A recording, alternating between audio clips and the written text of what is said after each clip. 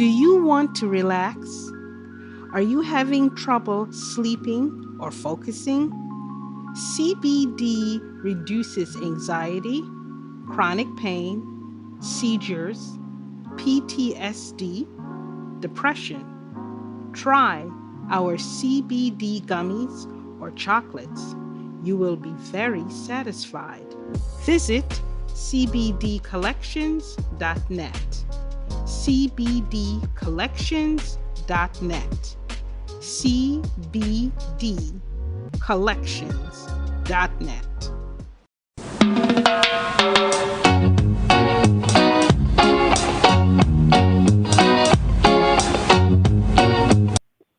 Hello, everyone. Welcome to another conversation with me. We like to interview Jamaicans that are doing positive things, and we have had Diana before.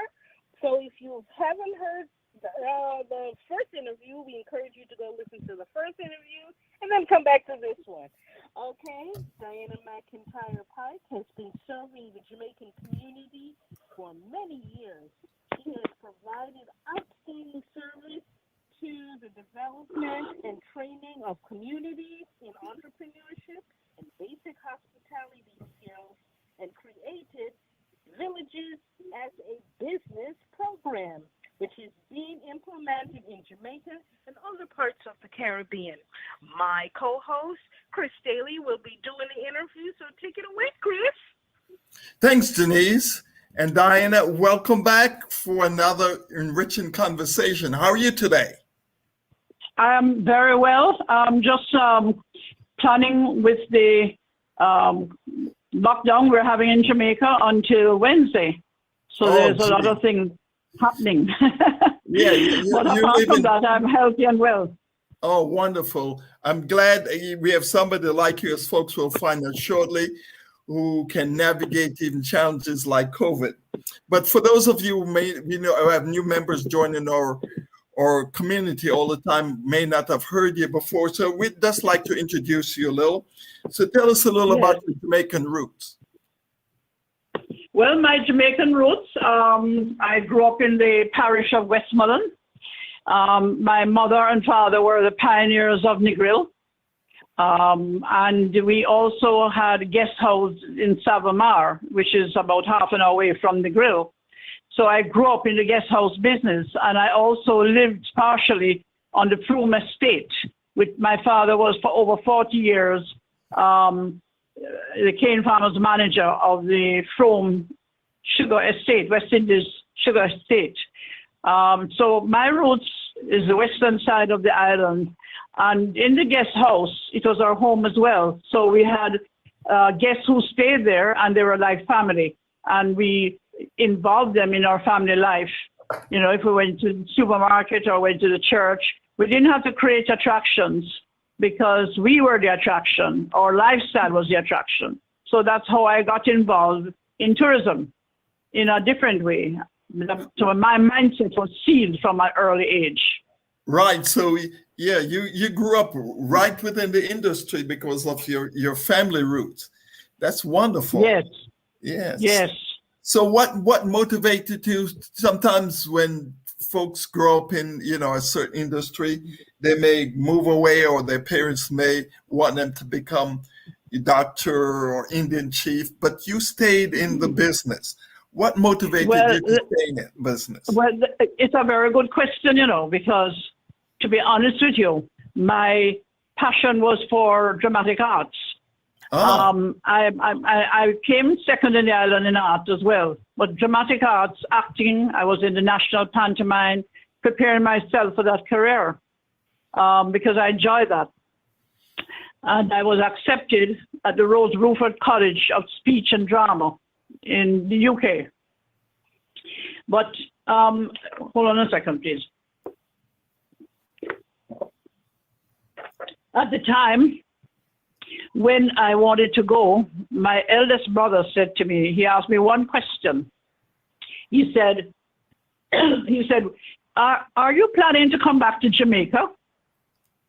My response, yes.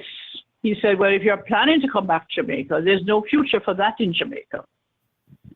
So I would suggest that you do hotel management. So I said to him, well, just a minute. I said, well, I would like you to know that women don't do that, which is true. No, women weren't studying professionally hotel management, only men at the time. And that was way back in I'm trying to remember now, 1970, around, no, it was before that, it was 68, 69. Okay. And I said, okay, so we applied and I got through to go to the UK for that in Cambridge. The Cambridgeshire College accepted me to do hotel management and catering. So I specialized in catering. So I was there for 2 years and I returned home. And my mother and father had moved from Westmoreland because they were invited to Mandeville, where I am now, the center of the country, 2,000 feet above sea level, to open a hotel for the bauxite industry staff from the United States who wanted something more homely. And they knew we were good at that. So we got the hotel there, the Astra Hotel, which became the Astra Country Inn eventually. Okay. And I was there for about a year with my parents. And then I went off to study. And when I returned home, I only had in mind to return to the family hotel. And my dear mother decided that I should not just be there, I should go to the north coast of Jamaica. Okay. And so she went and told them I'm available, and I was accepted at the Holiday Inn as a guest relations director. And most interesting, I can tell you about that. That was an interesting experience because when I went there, everything was the United States. Nothing was Jamaican. And Wow. I had a problem with that as a rural person. So I introduced the Jamaica chit-chat session. And that was when my journey started. Wow, boy, that's a really rich story. So you're pioneers in so many ways, Diana. What was being a woman doing this kind of work? How was your training in the UK? How were you accepted as now you're an immigrant, but an immigrant woman? How was that experience for you as far as people being supportive of you in that situation?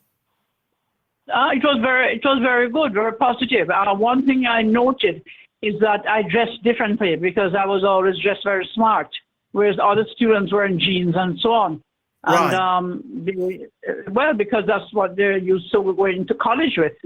But I was always smartly dressed, and they used to say, "Why am I dressed that way?" But the lecturers enjoyed that because they used to use me as an example of what hospitality people should be dressed as. Yeah. So I became quite prominent there, and I was able to pave the way in a very profound way. And when I returned to Jamaica, of course, having gone on the North Coast and seeing that there was nothing Jamaican there in the hotel. It was then the largest hotel in Jamaica.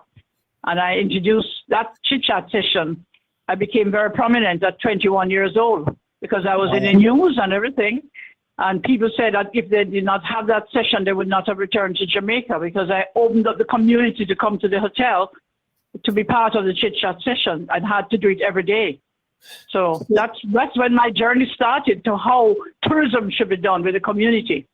Wow. So, so the idea of the chit-chat session was you would arrange the folks who are visiting to get the real Jamaican vibe and conversations and exchange with the guests.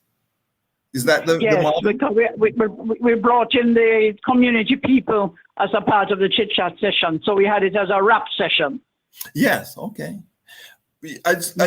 Before when we talked last time, you just had a passion for, you looked at the value chain and the folks in the local communities that are not in the big hotels and the like, and enjoying that kind of season that you went out and you did more village-based training. That experience. Talk a little about that experience.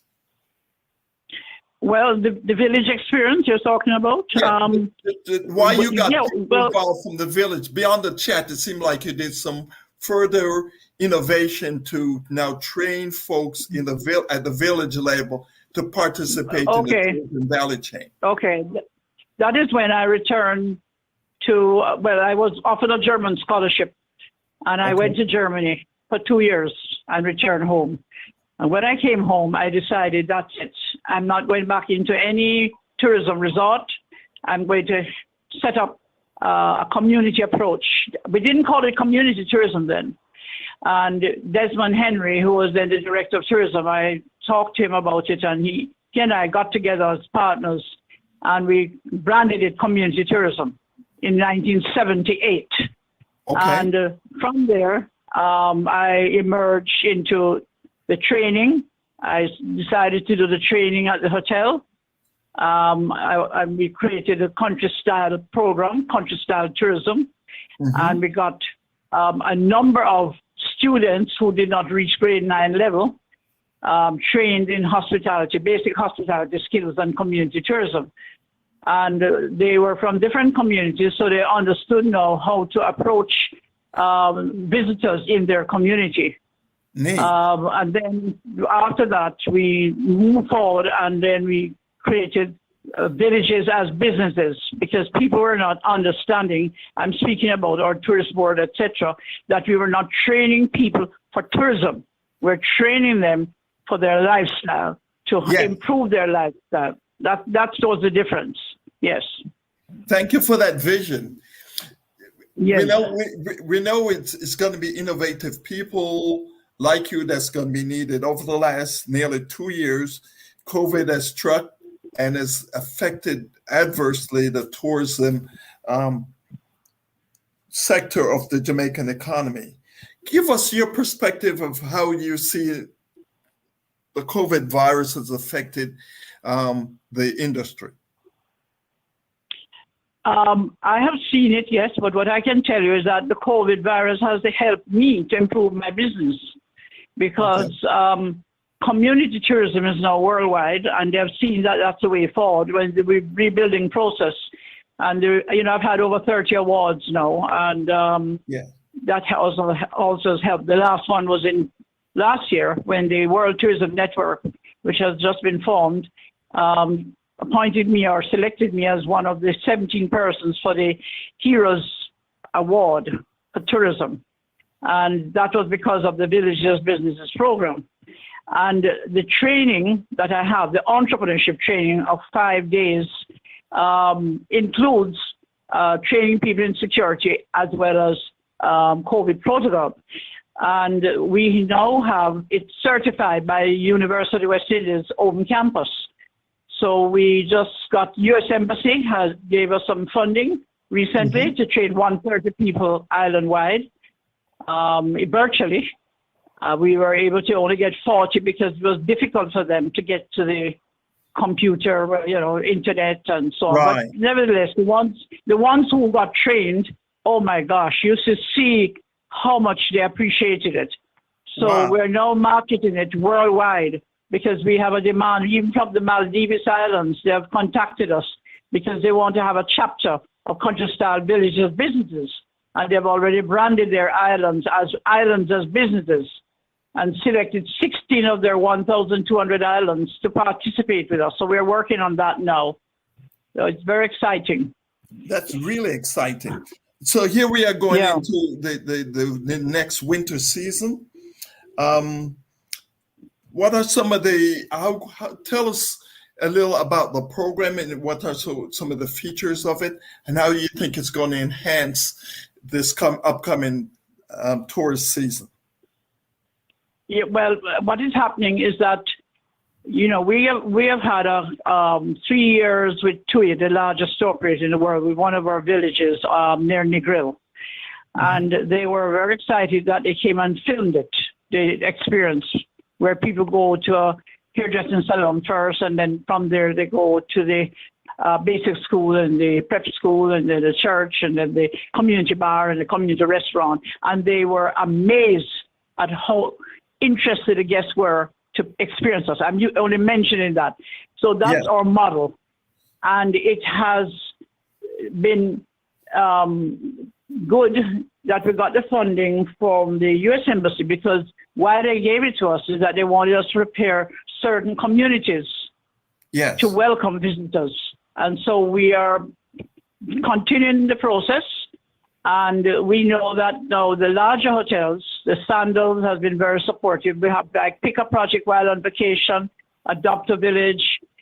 We have people who are interested from the large hotels in linking with us, Island Roots and other people interested in linking with us with the tours, because people do want that. They want to enjoy our culture and heritage, but they want to know that the guests are safe, they're not going to get COVID, and that they will enjoy the experience. So I think the winter is going to be quite good for us.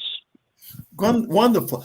Talk a little about the COVID protocols that you have in place to give people assurance that Jamaica is a great place to vacation out this coming winter.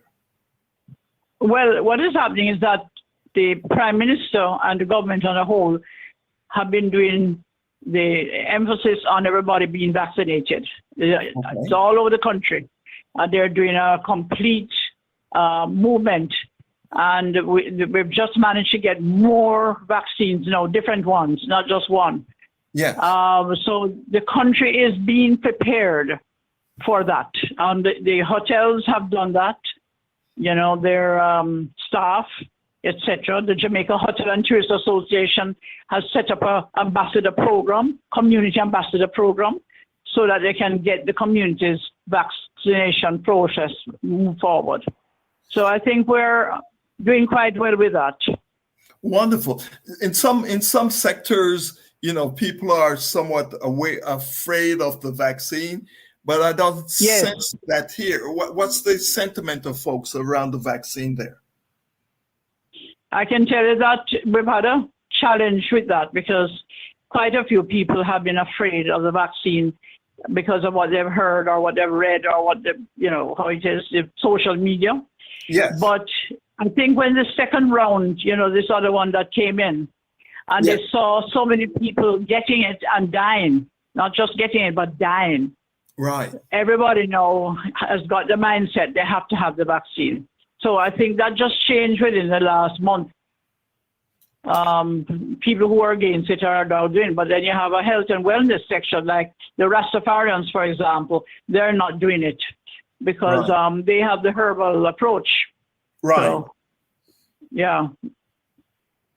that's how it is. But I think we're on the way. I like it, and with folks like you, innovative and taking and providing leadership, I think we'll get there.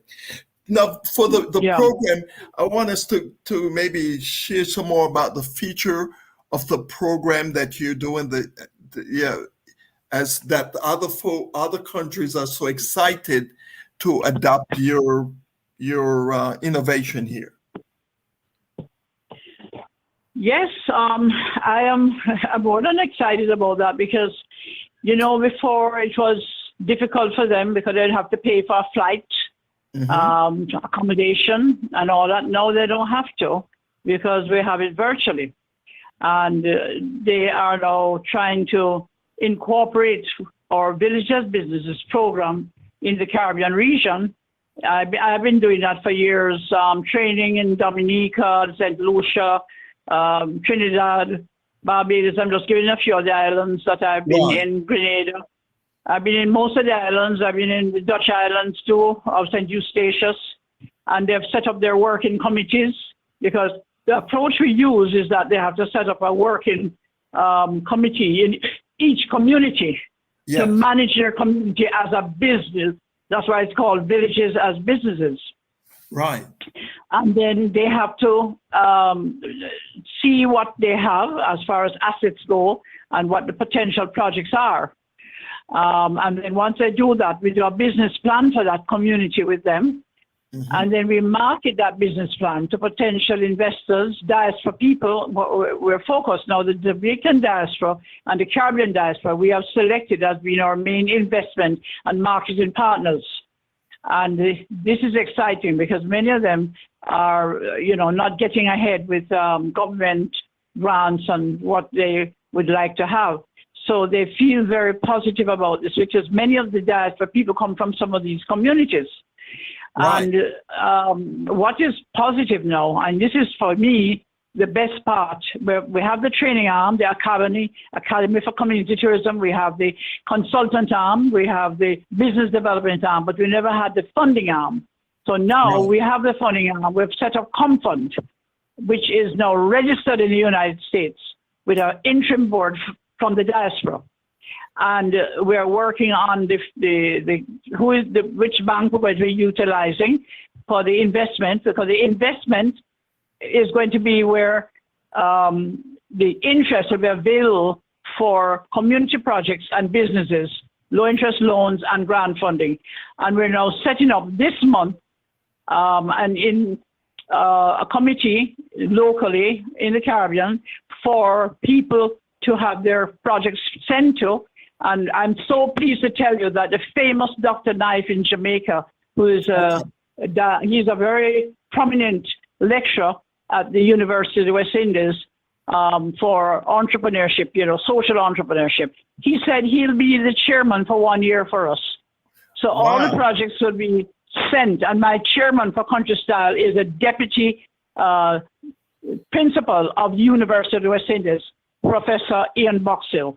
So we are on a track which is up, up, up. And when we get that fund going, I'm telling you, every business and every tour and every vacation experience will have an amount in there towards ComFund, so that we would have money growing all the time. So to get the way it's going to be funded, so it's going to be funded in two ways. One, that there's going to be is there going to be like a tax on the tourist dollars that coming in, and then the diaspora folks can also contribute their funds into the diaspora fund that will be used. The interest will be used to resource the in the island projects. Did I get that right? Yes, in the islands, projects in the islands. But what I wanted to tell you is that we have not just a diaspora, we have visitors who want to do it anyway, because there's a lot of interest in that. And we don't look at this as a tax, we look at this as a contribution. As a contribution. Sandals does it. Yes, Sandals does it very effectively with the Sandals Foundation. And they have done a lot of projects all over the Caribbean.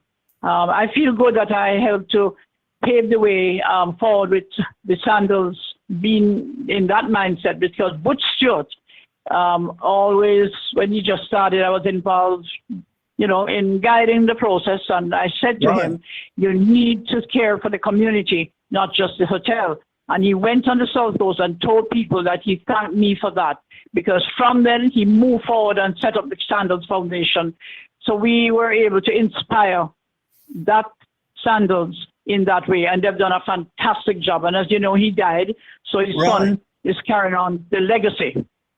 Yeah. Wonderful. That's great. Yeah. So if folks hear this really great opportunity and they'd like to participate, is there a means for them to do that? Yes, they can. They just have to send us email. We have, the villages and businesses at yahoo.com, or you can to countrystyle tourism at yahoo.com. And the International Institute for Peace Through Tourism has definitely endorsed our program as a project for peace, and I'm the Caribbean president. I was the first chapter outside of North America, and I continue being that over 30 years now. Well, congratulations for your sustaining leadership and innovation in this region, and I think it's the kind of stuff that's going to make when folks. The image, you've changed the image of what most people think of tourism. They come for sand and surf, and the folks, the value chain on the ground do not really participate in that, but most of the monies get sent abroad again. So thank you for doing that kind of work. Yeah, I just wanted to mention one thing before you leave me, is that the IPT has endorsed Jamaica as the home of community tourism. And that is our marketing edge. But what we have done, because we're not selfish in that, we have embraced the Caribbean as the home of community tourism. We brought in the whole Caribbean as a part of our program. That's so interesting that you didn't just keep it to yourself, but now it's the rest of the Caribbean and other places you are allowing to use your model and train them in your model. That's right. And we have a challenge because the CTO, the Caribbean Tourism Organization, they have set up the Caribbean Community Tourism Network as a platform for community tourism. We're happy about that. But the only problem we had is that they had the same acronym as us, CCTN. Right. So we had to get in touch with them and say, look, you can't use that. And they've agreed that they'll change this. I'm now waiting on what the change will be. Okay. But we're willing to collaborate, with anyone who's doing community tourism. Exactly. Right? So if you should put on your future lens and look out, how do you see this affecting the growth and the sustainability of tourism in Jamaica? I think it's going to be very positive because we're focusing on entrepreneurship and getting the people to work for themselves within their community. And what is also positive is that the people who are working in the hotels, they can be an entrepreneur as well as being a hotel worker, because they can set up their business, have family members and friends operate it, and not have all their eggs in one basket. Good. So I think it's going to be very, very positive for our country because we have very bright people in Jamaica, very talented people. I'm just sometimes so excited to see, especially young people, very talented, but they just need an opportunity to move forward, and that's what we're providing. Wonderful. Great. Well, we're about to close, Diana, and this has been such a rich and deep and inspiring conversation. Wondering if you have any final words for our audience this evening. Well, the final word I would say is that without the spiritual development of the people, which is something that is very important for me, we cannot succeed because the challenges that we are facing with the COVID, etc., if you don't know the good Lord, you are in trouble. And we have trained the people to think that way. And, we are, as you know, in Jamaica, we have the most churches per square mile than anywhere else in the world, right? So we have a good base. We have a good base. And what we want now is for people to understand that the church is not just a building. The church is when you go out and you reach out and you help the people and help them, educate them how to move forward in that way and not confine them to saying that you're only a Christian when you go to church. That's something I'm very passionate about. And we are hoping now that the diaspora will give us the support that we require. And I think the diaspora has the means to help us move forward, but they need to know that the projects that are identified are going to be accountable. That's another thing, accountable for any project that the investment takes place.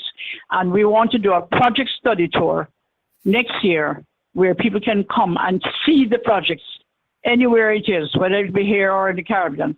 It is a very exciting thing to include projects in a vacation experience. So I look forward to communicating with them on that basis. Boy. Well, thank you for the very comprehensive report, and the future is bright with this type of model. So thank you so much, Diana. And thank you very much for having me on board. And I look forward to getting a recording of this so I can share it with my network. You certainly will. So to learn more about Jamaican Diaspora, visit JamaicanDiaspora.com. To learn more about Chris Daley, visit digital2, that's the number 2 grow.com. And to reach Diana McIntyre, give us your website and email, Diane. Okay, the website is visitcommunities.com/Jamaica. And, if you want to link with me directly to /Diana. And we have villagesasbusinesses.com as well. And my number is 76507-6326, which is also my WhatsApp number. Diane, we really enjoyed spending time with you. Bye now. Bye now. Look forward to meeting you.